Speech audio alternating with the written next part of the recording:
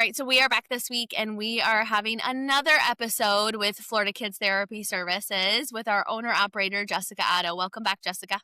Thanks, Jen. Happy to be here. I want to talk to you about burnout. I know that we've talked a lot about this in some of our videos where we highlight what it means to be a burnout SLP, but maybe talk to me a little bit about, what are some patterns to look for, right? Mhm. Does burnout look differently for everyone in SLP that's an SLP, or is it like, hey, I've found these signs? So tell me, what do you watch out for? How do you notice it? And maybe what do you do about it? So I do think burnout is something to be addressed and aware of. And I think as a therapist, I encourage therapists early on, like avoid burnout through these ways. Mm, Like identify if you're going home overwhelmed every day. Identify if you feel like you can't enjoy things that you once enjoyed. Those are huge indicators, but those are also personal indicators. I know as a business owner, like the 33 that are on our team now, burnout is going to look different for each and every individual. mm, To me, the biggest pattern of burnout that I see is a change in how a therapist operates. And I joke about this, but like there are some therapists who are not stressors about paperwork or about systems. And so we have to send them reminders when timesheets are due. But we often have to do that early in their working with us. And so even though they're with us for many years and they need a reminder to finish something or to submit it or something like that, that's not alarming to me because it is something that they've always done yeah, since they've been with us. consistent. Yeah, Mm, it's very consistent. mhm. To me, when there's a change in that behavior, that's when I am clued into burnout. Often something big will be missed. And the response to missing that big thing is usually apathy. And that to me is the biggest, like if they miss scheduling something that's entirely their responsibility, or they miss turning in something that they have turned in consistently, those things to me just make me question. And I've seen so many different situations here. I've seen the ones where it's like it is quick and it comes on fast and you're like, "Oh Mhm. my." And I've literally seen people it comes on really quick and they leave the field and they're out. And Wow. I've watched that happen more than once, sadly, and that's always really hard to watch because I love our field, but I also know, like, if you don't take the right steps for yourself, it is a very stressful and overwhelming field when you feel like you're responsible for the well-being of others.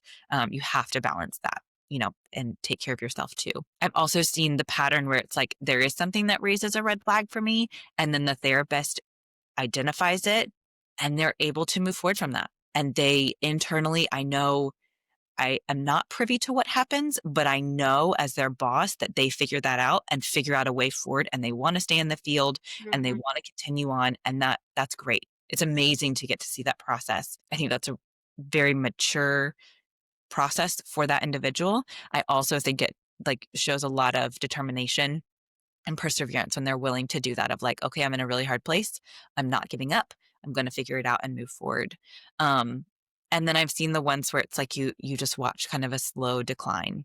And those are very hard to watch because usually there are multiple things that are happening that they'll miss Yeah. things or the responses are just not the same. But also knowing each individual has to be respected as an individual. And it's like, I can't walk that for you. You have to walk it, but I'm always here as a resource.